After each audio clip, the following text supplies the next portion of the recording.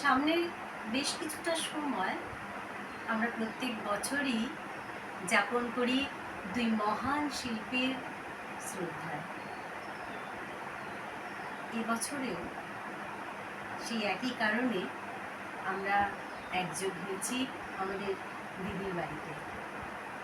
তবলায় রয়েছেন বাপি পাল, গিটারে শ্যামল নিয়োগী, আমি রয়েছি হারমোনিয়ামে, ক্যামেরার পেছনে আমাদের বন্ধু লিপিকা দে, আর কণ্ঠে আমাদের সবার আদরের শ্রদ্ধার দিদি মঞ্জুশ্রী দত্ত। মূল অনুষ্ঠানে যাওয়ার আগে গান তো শুনবই, আমাদের আদরের দিদিকে আমরা সবাই মিলে একটু বরণ করে নিতে আছি। দাদা উত্তরের উপরে দিদিকে বরণ করে নিলেন। বাপিদা পুস্তস্ত বুদ্ধি আমি ছবি তুলছি তো, ছবি তুলছি এখন।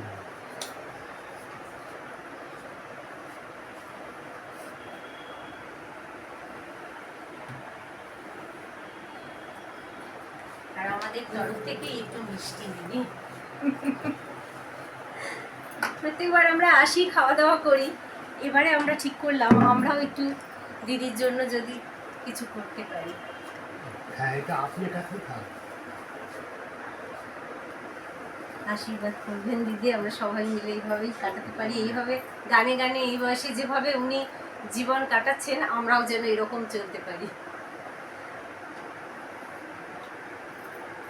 প্রথম গান কি শুনবো দিদি?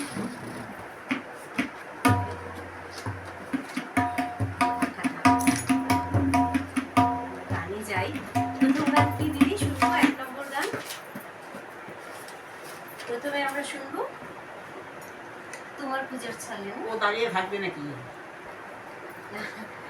ও তো রেকর্ড করছে, আমাদের ক্যামেরার পেছনে আছে। আপনি আমরা গান শোনাই। চলুন দিদি আমরা গানে যাই।